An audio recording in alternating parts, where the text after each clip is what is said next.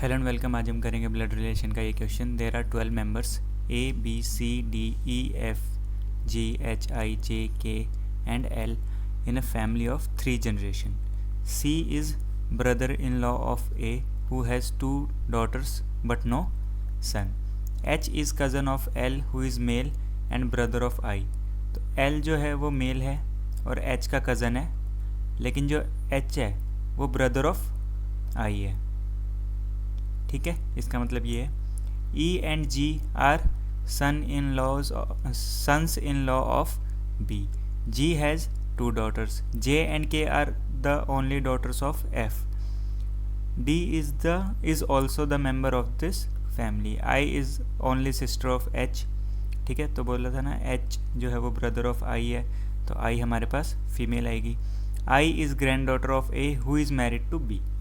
अब देखो, पहली लाइन थी जो C है वो ब्रदर इन लॉ हो गया A का. ठीक है, अब A जो है वो मैरिड है B से. B A और B का जेंडर है नहीं, A और B का जेंडर नहीं है, तो हम इसको ऐसे नहीं लिखेंगे. ठीक है, ऐसे आ गया ये.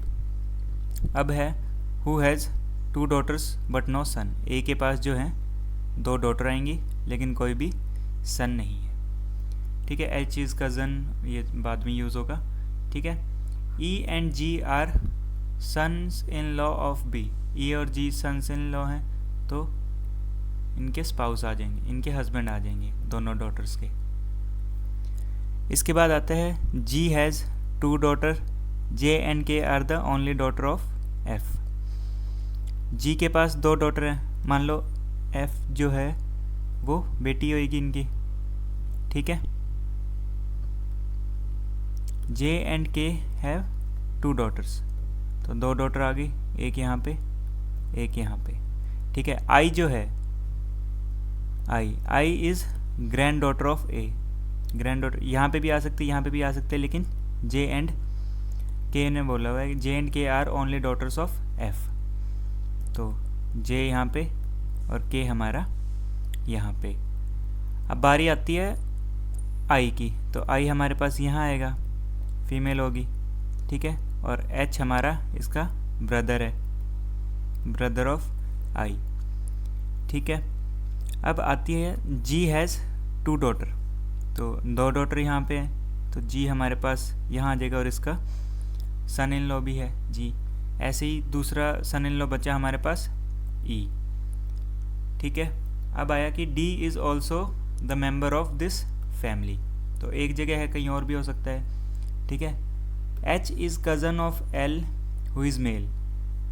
तो H जो है वो कज़न होगा, मतलब जो L है वो ब्रदर होगा J और K का. ठीक है, मेंबर कितने हो गए, ये ब्रदर इन लॉ था, तो बॉक्स 1 2 3 4 5 6 7 8 9 10 11 12, तो हमारे पास 12 ही मेंबर थे. अब बारी आती है D की, तो D एक ही जगह बचा, तो D हमारे पास यहाँ आ जाएगा. ठीक है, who is the husband of sister of D. D की सिस्टर है F का हस्बैंड G, तो ऑप्शन नंबर B हमारा करेक्ट हो गया. How is H related to B. तो जो H है वो B का क्या लगा, ये हमारे ग्रैंड जनरेशन आ गई, ग्रैंड फादर या ग्रैंड मदर, तो 2 जनरेशन नीचे H मेल है, तो ग्रैंड सन आ जाएगा. और ऐसे हमारे ये क्वेश्चन सॉल्व हो गया. Thank you.